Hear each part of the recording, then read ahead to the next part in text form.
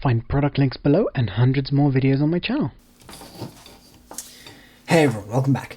First of all, please excuse the lighting in this video. As you can see, there's lots of shadows and the lighting is really not that great here. But basically, I've run out of full batteries, so I'm just lighting this up with a really quick lighting setup. So I bought this a few months ago, this F&V R-300 LED light, and I really like it. Some things I don't like, but there's a lot to like here. And I wanted to compare it, to sort of review it versus another light, sort of to show another light in comparison in this review, because they're like really, the Aputure AL528, you know, they're really similar in power output and in quality and in price. So I figured this would be a really good competitor to show you, because this is one of the other very popular lights on the market. So I thought they'd be great together. So this one is lacking in features, but it still has a lot that it can do. So the only feature that this has is that it's a ring light, and it doesn't have any connection to the camera, which means that it's just a constant on, unlike this one that I got from Aputure, which is, let's see if I can turn this on somewhere here. There we go. So unlike this one, which has the option to only turn on when the camera takes a photo, or continuous like I did right here, this F&V doesn't have anything like that, which you know, it's okay, but if using this for photography, it would be nice to have that, because then you would be saving a lot of battery. And then this comes with one bracket. There is an option to pay a bit more, noticeably more, and get this with a bracket that connects to 15mm rods. And personally, I didn't go for that. I didn't find the need. This one can still connect to like a shoulder rig system. You just screw it to, you know, where your quick release plate would go. And I think it's not great that they just give you, you know, they could have, for about the same cost, they could have given you two different brackets. One for the light stand, one for the camera, not a mixed one. It's because then when you're shooting with it, like, you know, when you're using it on a light stand, you have this thing sticking out the back. When you're using it on the camera, you have this thing sticking out the bottom. Anyways, not a huge issue, just not ideal. Now, let's go over the features quickly and see how these compare, and then the sort of comparison between the two lights with regards to output and color will be a separate video, and I'll try and include some other lights in that as well. So, okay, so this one is missing a dedicated on-off switch, which is a huge oversight. I would have really liked to see a dedicated switch, because here there's no switch and there's no markings to actually indicate where you're at. And so it means that you just got to set your exposure and your brightness every time you use it. Not ideal. Now, both of these have a power input connection, which is very important. The Aputure, for less money, around 100, I think after import tax, you'll end up paying about £130, 135, something like that. And then I got this inside the UK for around 170. So the price difference isn't huge. Now, for that, this one came with a free crap cable. This one, both my cables for both of these lights, I got two of these, both broke very quickly. So this one comes with free crap cable. This one comes with none at all. I'm not sure what's better. I guess it's up to you to choose which you know, what you prefer. But next up we have batteries. This one uses 2 and this one uses only 1. And this one I found is in the wrong position. When you have this connected to the camera, like so, your hand grip is right here. And it's the complete opposite to what you want. You want to have it over there, because then it's on the left side of the camera. Camera could go into here a lot more naturally without having your hand hit this. And yeah, so I mean, that's not an ideal placement for that. And also just makes it a little more difficult to actually reach this when you need to. Maybe, you know, to turn it up or turn it on. If you had this there, you might be able to reach it with like a finger or something. But I would rather have this down here and then, well, this anyway. I don't care where this is. I want the battery out of the way. I want the battery on the left, not where my hand grip should go. Really, they should have I think it's a huge oversight. Not a huge issue, just an annoyance, which just they should have put it on a camera to try it, I think.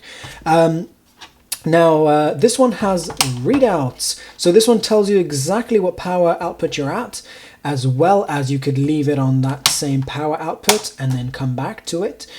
And this one has a power, an approximate, a very approximate sort of battery life reading, which isn't accurate. It will sort of stay full until you're quite low, and then it'll start going down.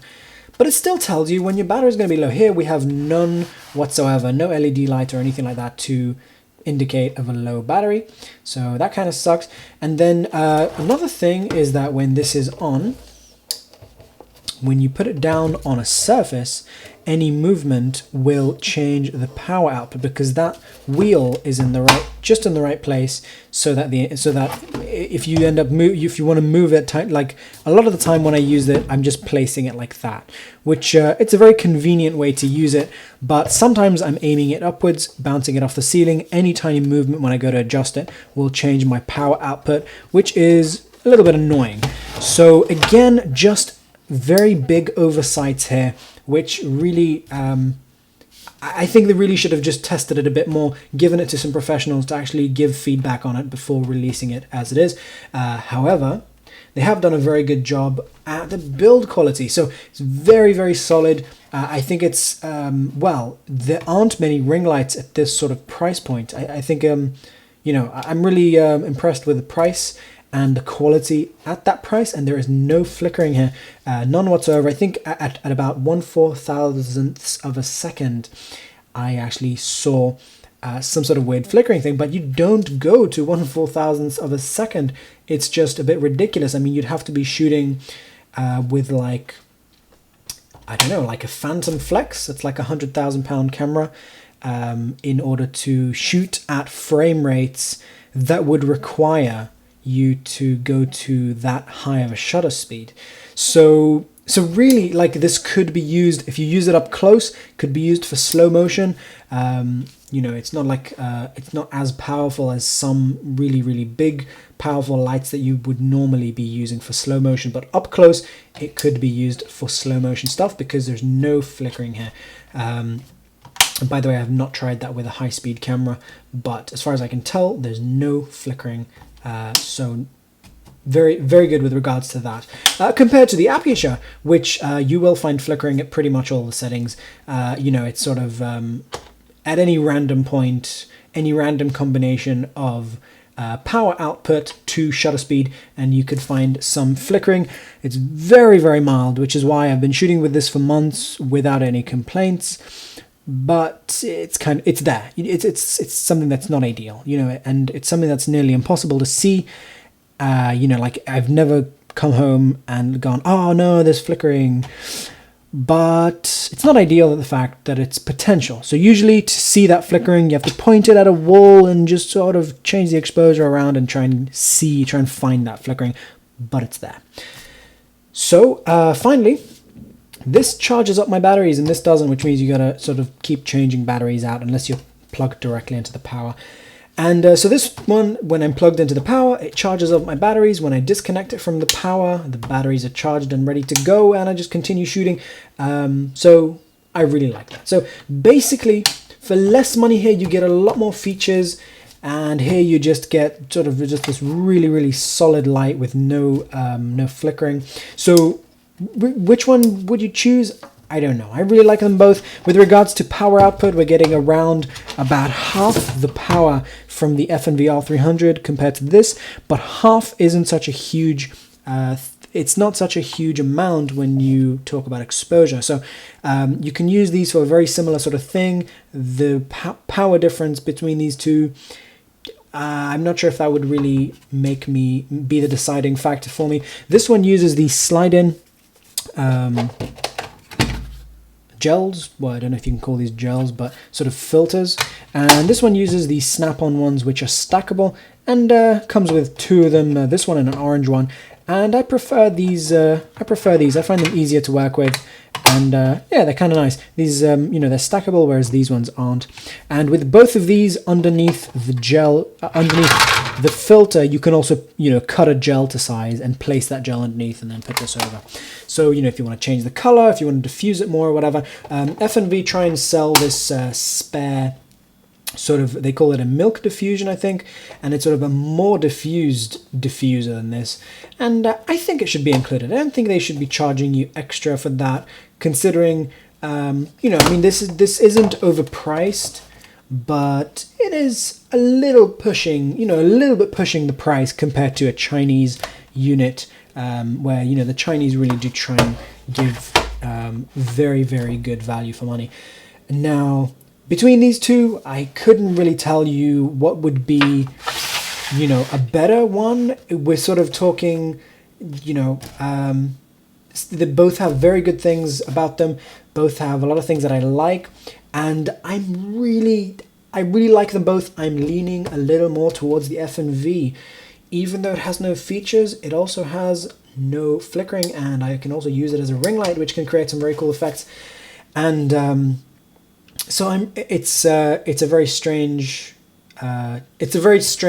choice between the two, and I couldn't actually tell you that I prefer one to the other at the moment. I like them both, and both have their plus and minus points. And yeah, I hope you found this helpful.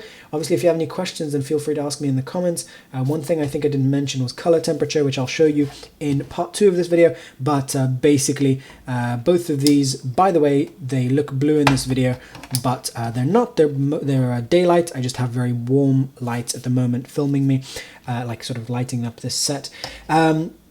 And so here we've got a slightly greener light, and here we've got a slightly more purple light, and neither one is 100% perfect white. So neither one is really an issue. Both of them are very easily adjustable in white balance and, you know, on the camera, and both of them should be pretty easy to also adjust with a bit of a gel or something. So thanks for watching. Don't forget to subscribe. If you have any questions, ask me below, and I'll see you soon. Thanks for watching, guys. Bye.